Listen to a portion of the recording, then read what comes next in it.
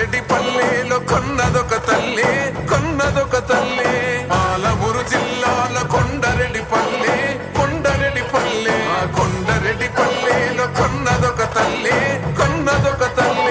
పాలల్లో పౌరుషం పోసినాదో పెద్ద పులిలాగా ఖాండ్రించి లేసినాడే పోరు కథలన్నీ సిననాడు చెప్పినాదో పోరు మీద తన పోరును నడిపినాడే ధరణిపై నినదించి తప్పునే ఎదిరించి బెదిరించి నిలదీసినాడే రంగు రంగులు అద్దిన సేతితోనే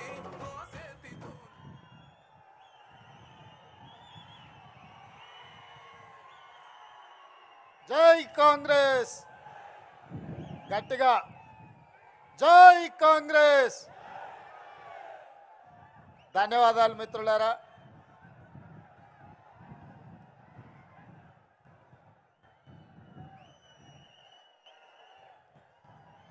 జూలై 4, 2006 నాడు ఆనాటి ఉమ్మడి ఆంధ్రప్రదేశ్ ముఖ చిత్రం మీద ఈ మిడ్జిల్ మండల ప్రజలు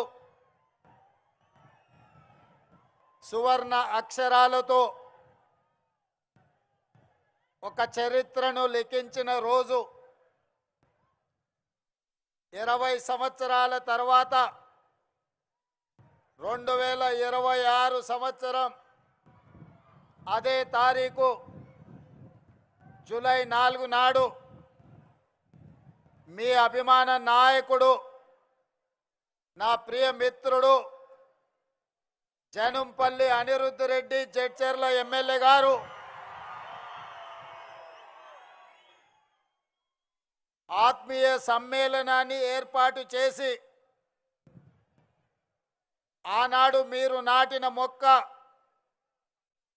ఈనాడు తెలంగాణ రాష్ట్రానికి వృక్షమై దశ దిశ నిర్దేశం చేసే అవకాశాన్ని మీరు అందించినందుకు కృతజ్ఞత తెలియజేయడానికి ఇంత అద్భుతమైన సమావేశాన్ని ఏర్పాటు చేసినందుకు మిత్రుడు అనిరుద్ధును మనస్ఫూర్తిగా అభినందిస్తున్నా. ఈ కార్యక్రమంలో నాతో పాటుగా మరో ముఖ్య అతిథులుగా ఉప ముఖ్యమంత్రి వర్యులు మిత్రులు పట్టి విక్రమార్క గారిని,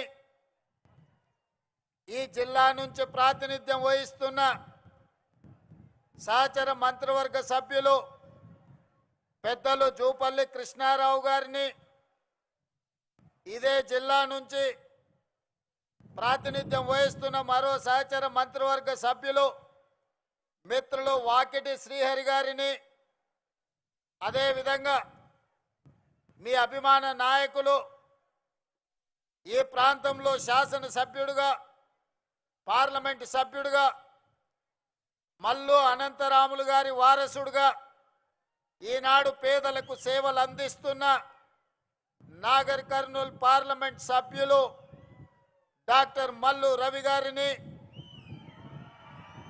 అదేవిధంగా మాజీ పార్లమెంట్ సభ్యులు ప్రభుత్వ సలహాదారులు పెద్దలు జితేందర్ రెడ్డి గారిని, అదేవిధంగా రాజ్యసభ సభ్యులు మిత్రులు వేం నరేందర్ రెడ్డి గారిని, అదేవిధంగా దేవరకద్ర శాసనసభ్యులు మిత్రులు మధుసూదన్ రెడ్డి గారిని, కల్వకుర్తి శాసనసభ్యులు మిత్రులు కసిరెడ్డి నారాయణ రెడ్డి గారిని, షాద్నగర్ శాసనసభ్యులు ఈర్లపల్లి శంకర్ గారిని, నా సొంత గ్రామానికి శాసనసభ్యులైన అచ్చంపేట శాసనసభ్యులు డాక్టర్ వంశీ కృష్ణ గారిని, అదేవిధంగా వనపర్తి శాసనసభ్యులు మేఘారెడ్డి గారిని, పరిగి శాసనసభ్యులు రామ్మోహన్ రెడ్డి గారిని, జూబ్లీ హిల్స్ శాసనసభ్యులు నవీన్ యాదవ్ గారిని, మాజీ శాసనసభ్యులు ఏఐసిసి కార్యదర్శి ప్రియమిత్రులు సంపత్ కుమార్ గారిని, స్పోర్ట్స్ చైర్మన్ శివసేనారెడ్డి గారిని, మరో చైర్మన్ మాజీ ఉమ్మడి జిల్లా పార్టీ అధ్యక్షులు ఒబేదుల్లా కోత్వాల్ గారిని, మరో కార్పొరేషన్ చైర్పర్సన్ సరితా తిరుపతయ్య యాదవ్ గారిని, వివిధ కార్పొరేషన్లకు సంబంధించిన చైర్మన్లు, కాంగ్రెస్ పార్టీకి సంబంధించిన అందరు జిల్లా ఉమ్మడి జిల్లా సీనియర్ నాయకులు, జిల్లా కలెక్టర్లు, పోలీసు ఉన్నతాధికారులు, వివిధ శాఖలకు సంబంధించిన అధికారులతో పాటు నా ప్రాణ సమానులైన మెడ్జల్ మండల యొక్క సోదరీమణులు వేలాదిగా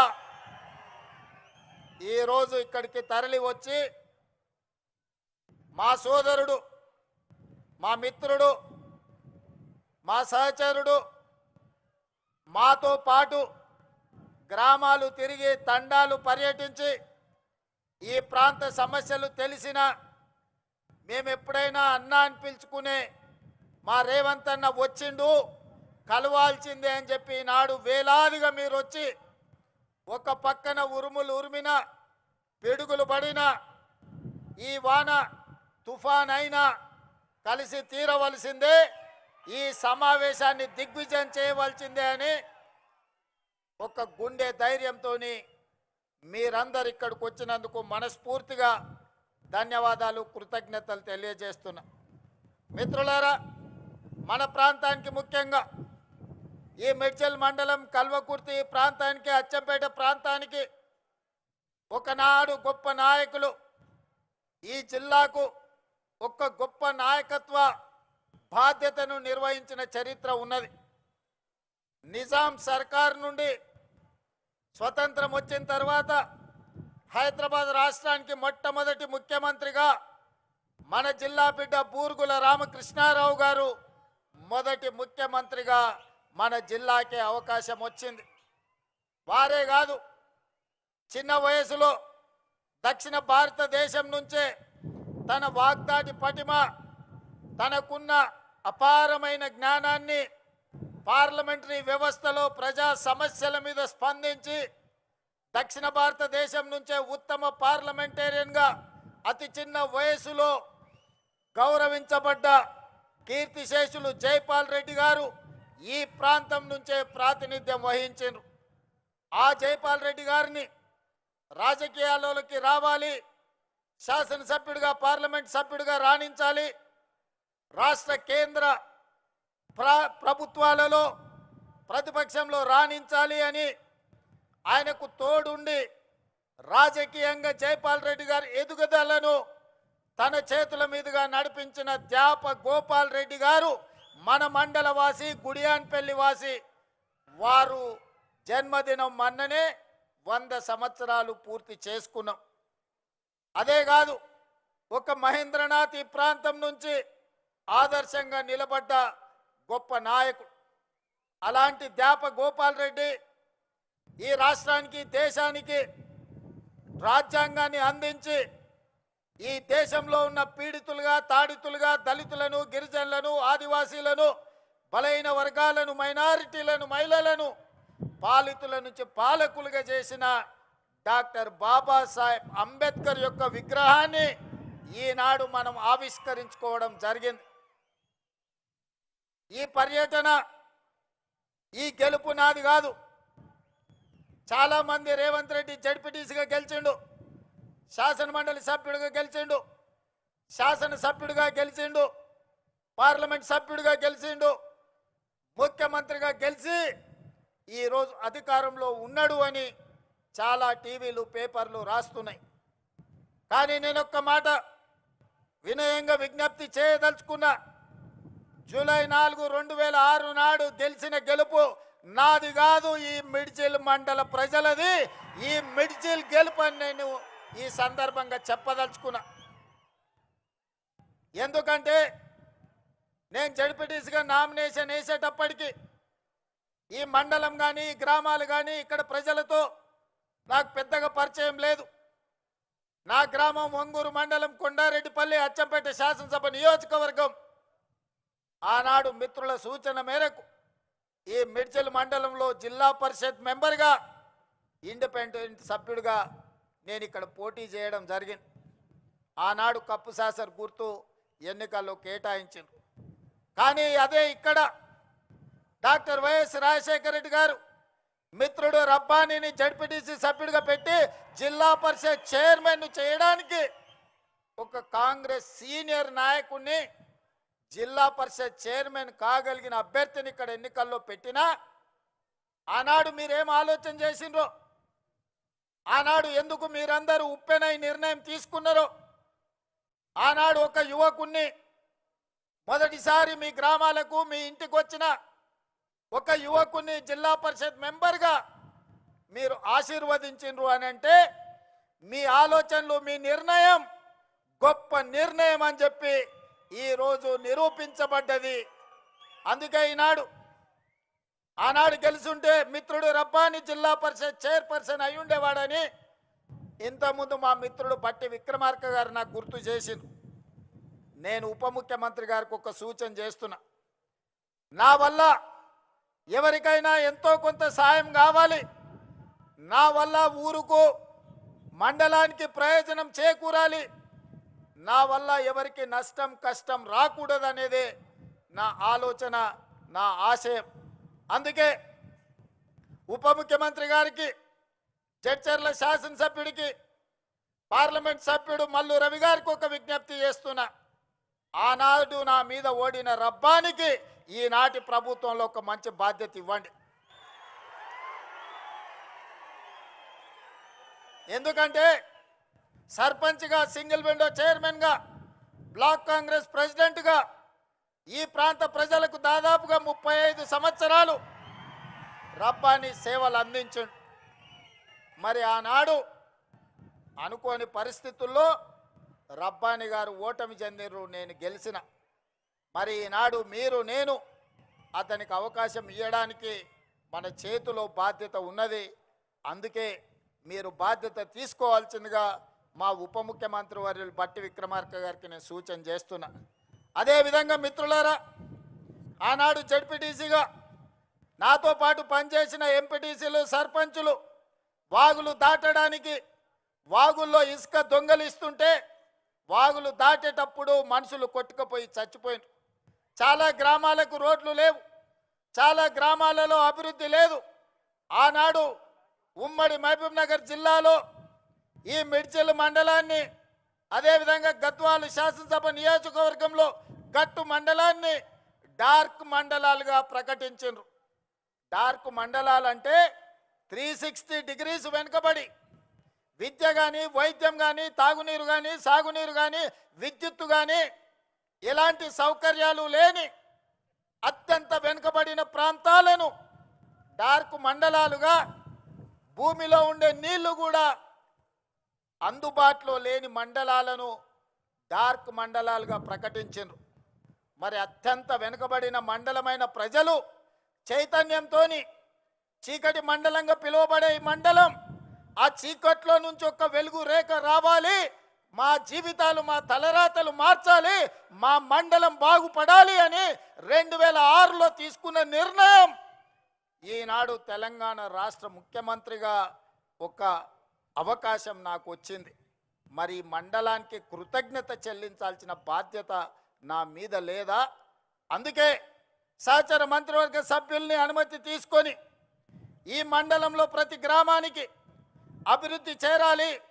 ఈ మండలంలో ఉండే ప్రతి వాడు, అరే మేము ఆ రోజు మా ఇంటికి వచ్చిన మా సోదరుడు, మా ఊరికి వచ్చిన మా బిడ్డ ఈరోజు తెలంగాణ రాష్ట్రంలో ప్రభుత్వాన్ని నడిపించే బాధ్యత నిర్వహిస్తున్నాడు, మాకు సహాయం అందుతుందని మన వైపు చూస్తున్నారు.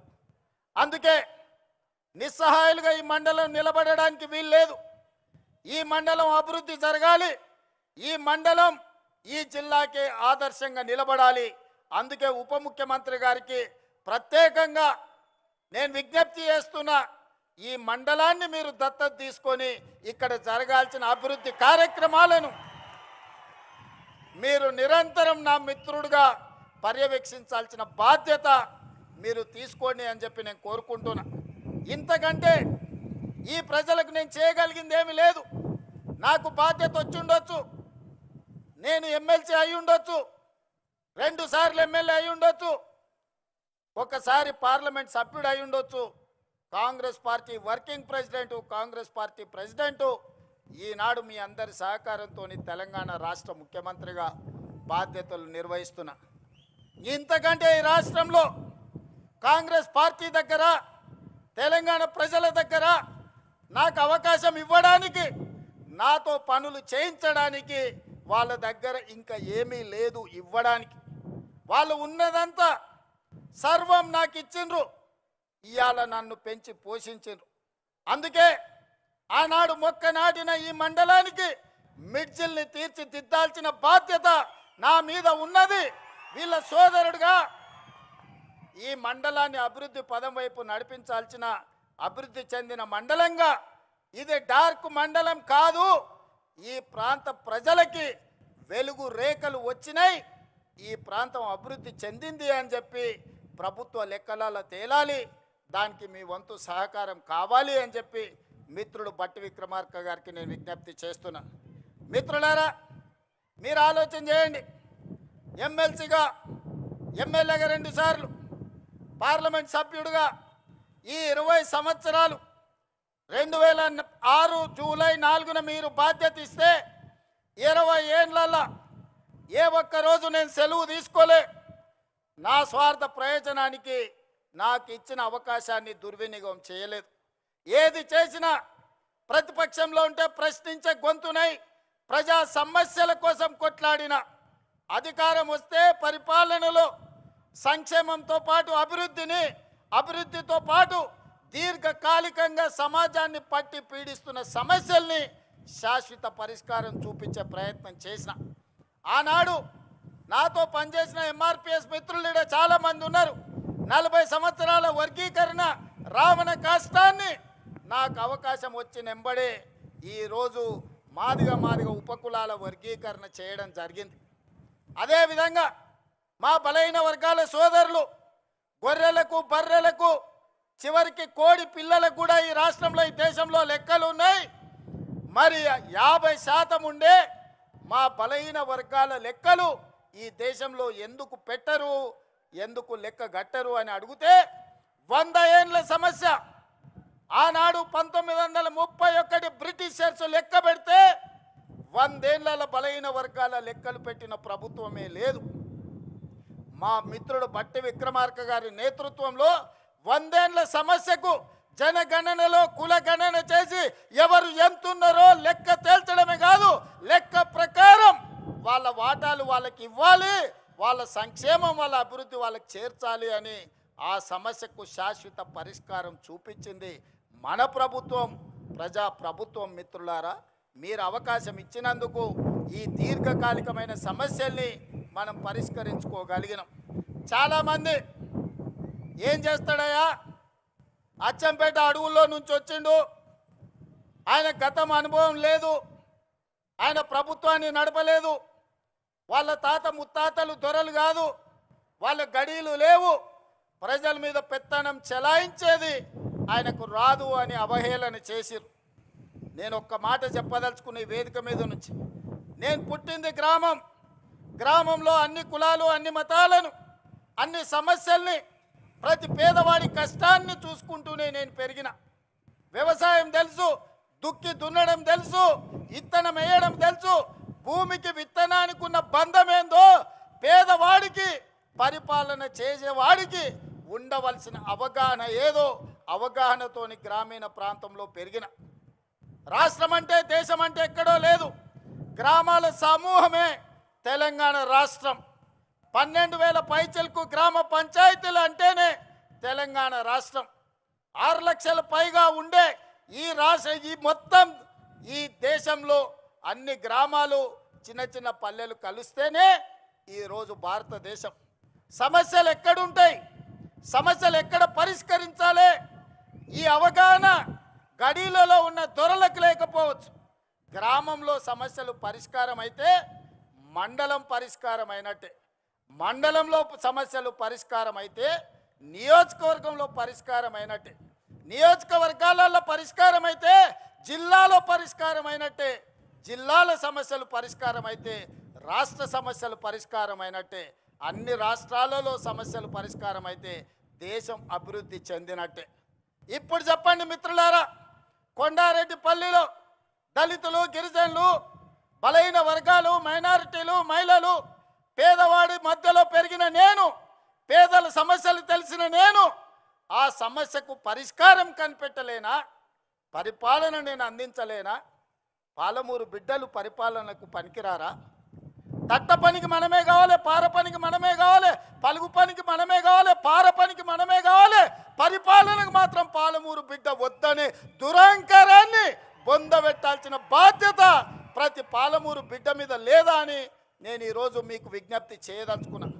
మిత్రులారా, అహంకారానికి కూడా అత్తుంటుంది, అహంభావానికి కూడా ఒక అవకాశం ఉంటుంది. అహంకారం, అహంభావం పెట్టేగిపోయి గద్దరన్నను గడిల ముందల 4 గంటలు ఎర్రటెండ కూర్చోబెట్టినోని ఇవాళ మనం క్షమించాలనా? ఇవాళ ఒక్కసారి ఆలోచన చెయ్యండి. యుద్ధ నౌకై, పేదల గలమై తెలంగాణ రాష్ట్ర సాధనలో సమిదైన గద్దరన్న కలవడానికి వస్తే నీ గడి ముందల 4 గంటలు ఎర్రటెండకు నిలబెట్టినావు కదా, నీకు ఉరి శిక్ష వేసిన తక్కువ నాన్నే నీడున్న సోదరులు నేను అడగదలుచుకున్నా. ఇవాళ నేను మిమ్మల్ని అడుగుతున్నా, ఈ ప్రభుత్వంలో అడిగిన వాళ్లకు రేషన్ కార్డు ఇచ్చిన మాట వాస్తవం కాదా? రేషన్ కార్డు ఉన్న ప్రతి వాడికి సన్న బియ్యం ఇచ్చిన మాట వాస్తవం కాదా? ఆనాడు 4.5 లక్షల ఇందిరమ్మ ఇల్లు, నియోజకవర్గానికి 3,500 ఇండ్లు ఇచ్చిన మాట వాస్తవం కాదా? ఇవాళ అదనంగా మళ్ళీ 2,000 ఇండ్లు మంజూరు చేసిన మాట వాస్తవం కాదా ప్రతి నియోజకవర్గానికి? అదేవిధంగా 200 యూనిట్లు ఉచిత కరెంటు, ఆడబిడ్డల ఆర్టీసీలో ఉచిత ప్రయాణం, 21,000 కోట్ల రూపాయల రైతు రుణమాఫీ, 36,000 కోట్ల రూపాయల రైతు భరోసా, 80,000 కోట్ల రూపాయలు ఒట్లు కొనడానికి నిధులు ఖర్చు పెట్టి ఉచిత విద్యుత్తు కోసం 30,000 కోట్ల రూపాయలు వ్యవసాయానికి బట్టి గారు ఖర్చు పెట్టిన మాట వాస్తవం కాదా? 1,76,000 కోట్ల రూపాయలు ఈ చివరి ఇప్పుడు వేసే రైతు భరోసాతోని ఈ 30 నెలల్లో మా ప్రభుత్వం ఖర్చు పెట్టింది. సరాసరిన 5,600 కోట్లు ప్రతి నెల మేము ఖర్చు పెడితే 10 ఏళ్లలో మీరు ఖర్చు పెట్టింది ఏందో లెక్కలు తేల్చండి. మొన్నటికి మొన్న మా జూపల్లి గారు సవాలు విసిరిండ్రు, 70,000 కోట్ల రూపాయల అప్పున్న రాష్ట్రాన్ని మిగులు బడ్జెట్ 16,000 కోట్ల రూపాయలతో మీకు అప్పచెప్తే 8,21,000 కోట్ల రూపాయల అప్పులు చేసిరు. 20 లక్షల కోట్ల రూపాయల బడ్జెట్ మీ చేతులకు వచ్చింది. నేను అడుగుతున్న చంద్రశేఖరరావు గారిని, సంవత్సరానికి 2 లక్షల డబుల్ బెడ్రూమ్ ఇల్లు కట్టినా 10 ఏళ్లలో 20 లక్షల పేదలకు ఇల్లు కట్టించేవాళ్ళు. నేను ఇక్కడికి వచ్చిన మా అక్కల్ని, మా సోదరులను అడుగుతున్నా, మీ ఊర్లలో కేసీఆర్ ఎవరికైనా డబుల్ బెడ్రూమ్ ఇల్లు ఇచ్చిండా? దళితులకు 3 ఎకరాల భూమి ఇచ్చిండా? ఇంటికో ఉద్యోగం ఇచ్చిండా? 1 కోటి ఎకరాలకు నీళ్లు వారిచ్చిండా? 1,00,000 కోట్లు పెట్టి కట్టిన కాళేశ్వరం 3 ఏళ్లలో కూలేశ్వరం అయ్యింది. 1,00,000 కోట్లు గోదావరి పాలైనాయి. ఇది కేసీఆర్ పరిపాలన. ఇవాళ వాళ్ళ కొడుకు, వాళ్ళ అల్లుడు గల్లీ గల్లీ తిరుగుతున్నారు, గద్దల్లాక ఊరు మీద తిరుగుతున్నారు. రావాలి రావాలి అని. ఎవరయ్యా రావాలి అని నేను అడిగిన. అంటే పాపాల భైరవుడు, ఫామ్ హౌస్లో బంధించిన పాపాల భైరవుడు మళ్ళా బయటికి రావాలని. తెలంగాణ ఉద్యమంలో అప్పులను, తప్పులను, అబద్ధాలను తెలంగాణ రాష్ట్రం కోసం ప్రజలు మన్నించారు. తెలంగాణ రాష్ట్రం వచ్చినాక 10 ఏళ్ళు అధికారం ఇచ్చిండ్రు. 10 ఏళ్లల్లో ఆయన చేసింది, ఇసుక దోపిడీకి అడ్డం పడ్డ నేరళ్ళ దళితులను లారీలెక్కి తొక్కిచ్చిండు. పండించిన పంటకు గిట్టుబాటు ధర అడిగితే ఖమ్మం జిల్లాలో గిరిజనులకు బేడీలేసి జైల్లోకి తీసుకెళ్ళాడు. ప్రశ్నాపత్రాలు ప్రభుత్వ ఉద్యోగాల కోసమే ఉద్యమం జరిగితే గ్రూప్ 1 పబ్లిక్ సర్వీస్ కమిషన్ లక్షలాది రూపాయలతోని 100 కోట్లు కొల్లగొట్టి ప్రశ్నాపత్రాలు పల్లి బఠానీలలాగా అమ్ముకున్నారు.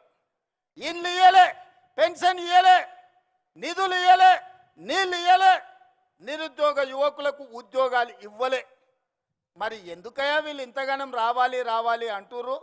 ఒక్కసారి మా సోదరులను ఆలోచన చేయమని అడుగుతున్నా. ఎందుకంటే అల్లుని మంత్రి చేసిండు, కొడుకుని మంత్రి చేసిండు, బిడ్డని ఎంపీ చేసిండు, ఓడితే ఎమ్మెల్సీ చేసిండు. ఆయన సుట్టపు సడ్డకుని కొడుకు మందులు అందిస్తాడని రాజ్యసభ చేసిండు. వాళ్ళ చుట్టాలను దయాకర్రావును, వినోదరావును, కృష్ణారావును కావాల్సిన వాళ్ళందరినీ మంత్రులను చేసిండు. ఓడిపోతే ప్రభుత్వ సలహాదారులను చేసిండు. అందుకే వాళ్ళు తాపత్రపడుతురా, గుండెలు బాదుకుంటున్నారు, రావాలి రావాలి మా పాపాల భైరవుడు రావాలి అని. ఆ పాపాల భైరవుడు నీకు టీవీ ఇచ్చిండు చూపించుకోవడానికి, రాసుకోవడానికి పేపర్ ఇచ్చిండు, అబద్ధాలు చెప్పడానికి వినడానికి భజన పరులను ఇచ్చిండు. అందుకోసం వాళ్ళు రావాలంటారు. మరి నేను అడుగుతున్నా, ప్రజాపాలన ఎందుకు పోవాలి? మా యువకులకు నేను సూచన చేస్తున్నా, పెళ్ళికి పోయినా, సావుకు పోయినా, దావత్కు పోయినా, బీర్ షాప్కి పోయినా, బార్ షాప్కి పోయినా, కళ్ళు దుకాణానికి పోయినా, ఏడికి పోయినా చర్చ పెట్టుర్రు. ఈ ప్రజాపాలన పోవాలి ఎందుకు? ఫామ్ హౌస్లో బందీ అయిన పాపాల భైరవుడు రావాలి ఎందుకు అని చర్చ పెట్టుర్రు. ప్రజాపాలన ఎందుకు పోవాలి? రేషన్ కార్డు ఇచ్చినందుకు పోవాలనా? సన్నబియ్యం పెట్టినందుకు పోవాలనా? ఇందిరమ్మ ఇల్లు ఇచ్చినందుకు పోవాలనా? ఉచిత కరెంట్ ఇచ్చినందుకు పోవాలనా? రైతు రుణమాఫీ చేసినందుకు పోవాలనా? రైతు భరోసా చేసినందుకు పోవాలనా? వరి వేస్తే ఉరేసుకున్నట్టే అన్న ఆ దుర్మార్గుడు చెప్తే 2,88,00,000 మెట్రిక్ టన్నుల ఒట్లు పండిస్తే చివరి గింజ వరకు కొని 80,000 కోట్ల రూపాయలు చెల్లించినందుకు ప్రజాపాలన పోవాలనా? డ్రగ్స్ అమ్మేటోళ్ళను, గంజాయి అమ్మేటోళ్ళను బొక్కల పెట్టి మక్కలు ఇరగొట్టినందుకు ప్రజాపాలన పోవాలనా? మీరు వస్తే ఏం చేస్తారే? ఫామ్ హౌస్లలో అమ్మిన గంజాయి డ్రగ్స్ ఇవాళ రైతు బజార్లలో పెట్టి అమ్ముతారా? ఏం చేస్తారు మీరు? ఏం చేయనీకి రావాలి? ఏం అన్యాయం చేసినామని ప్రజాపాలన పోవాలి. ప్రజలు ఎన్నుకున్న ప్రభుత్వం, ప్రజలు కోరుకున్న ప్రభుత్వం, ప్రజలు ఆశీర్వదించిన ప్రభుత్వం, ప్రజల కోసమే పనిచేస్తున్న ప్రభుత్వం పోవాలని ఎందుకంటున్నారా అంటే వాళ్ళ సంపాదన ఆగిపోయింది, వాళ్ళ దోపిడీ ఆగిపోయింది, వాళ్ళ దొంగతనాలు ఆగిపోయినాయి. వాళ్ళతో పాటు దోపిడీ చేసిన అధికారులను నిన్న మొన్న ఒక్కనొక్కరిని చూస్తే 100, 200, 300 కోట్ల రూపాయలు సంపాదించిన వాళ్ళు ఇవాళ ఏసీ బోలకు పట్టుబడుతురు. ఎక్కడదా ఈ సొమ్ము? ప్రజలను దోసుకున్నది కాదా? గజ్వేల్ ఎర్రవల్లిలో 1000 ఎకరాల ఫామ్ హౌస్ ఎక్కడి నుంచి వచ్చింది? నీ తాతలు ముత్తాతలు ఇచ్చిందా? 4 కోట్ల తెలంగాణ ప్రజలని దోసుకున్నదా? నీ కొడుకు జన్వాడల 100 ఎకరాల ఫామ్ హౌస్ వచ్చింది.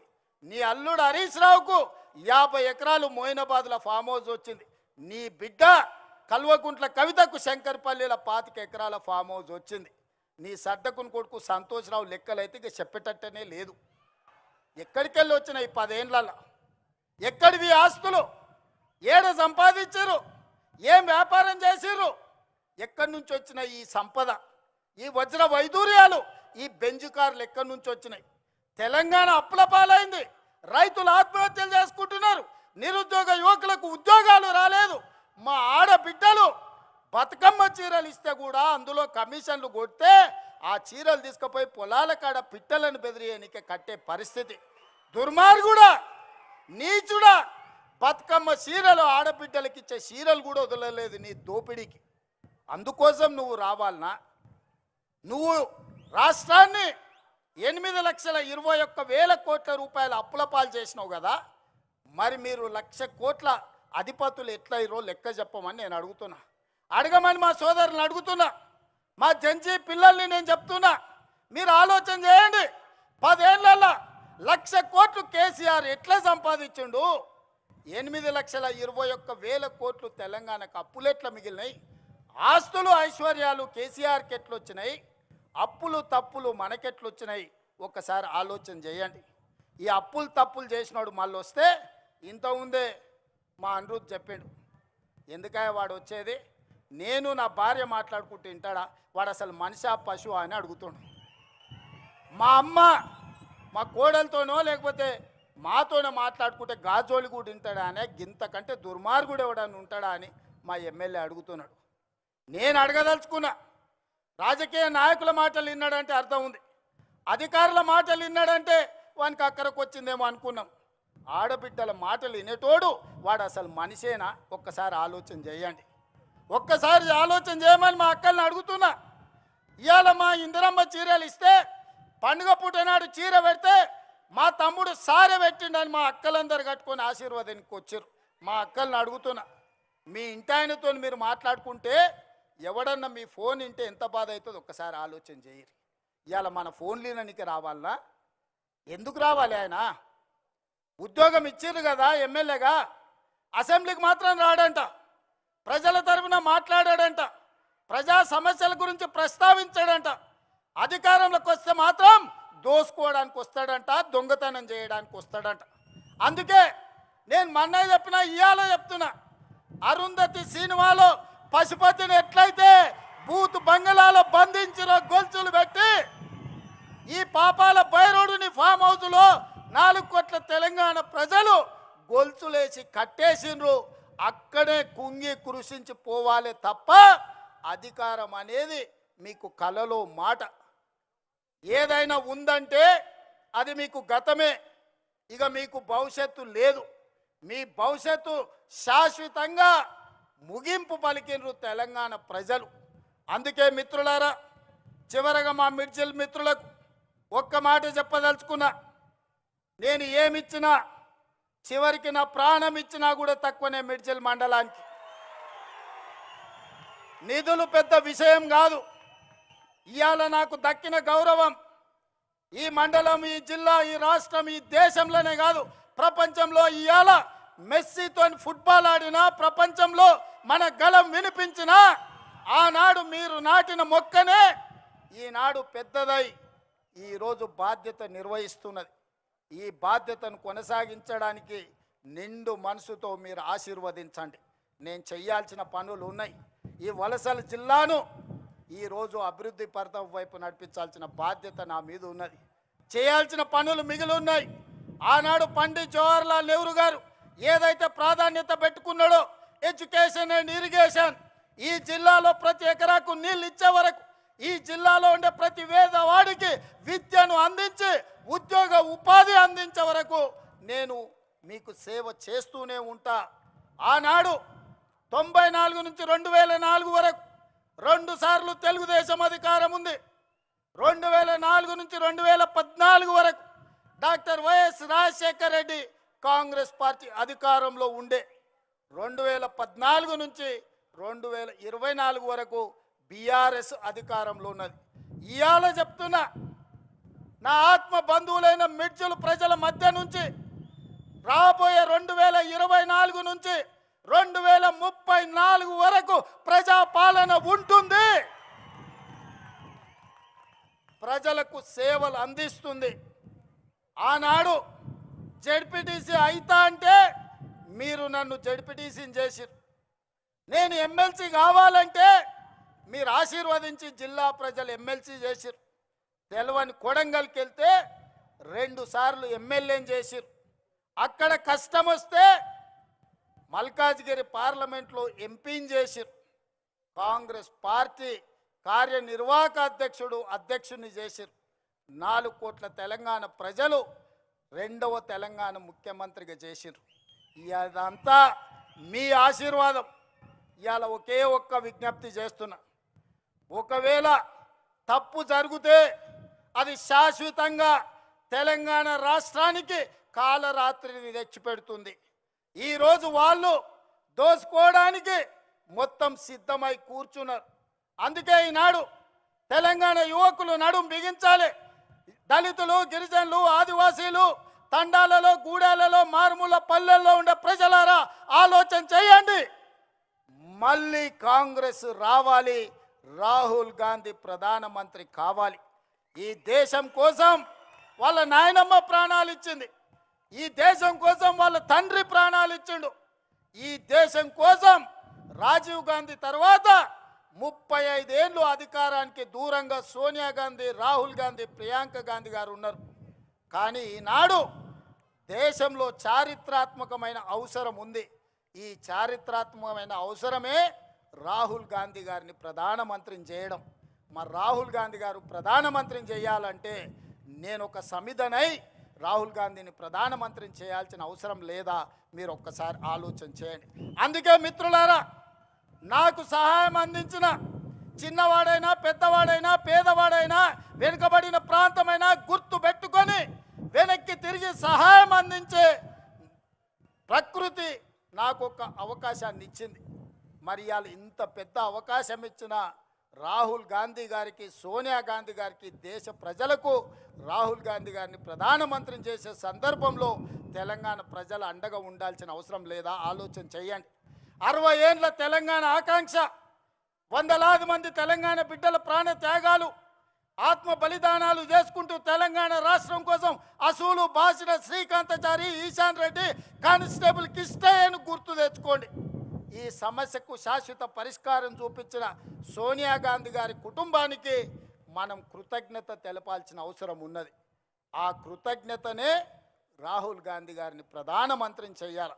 అందుకే మిత్రులారా, 2029 ఎన్నికల్లో నాతో నడవండి. మనందరం కలిసి నడుద్దాం. ఈ దేశానికి రాహుల్ గాంధీ గారిని ప్రధానమంత్రిని చేద్దాం. మీరందరూ అండగా నిలబడాలి. మీరందరూ అండగా నిలబడతామని మాట ఇస్తున్నారా?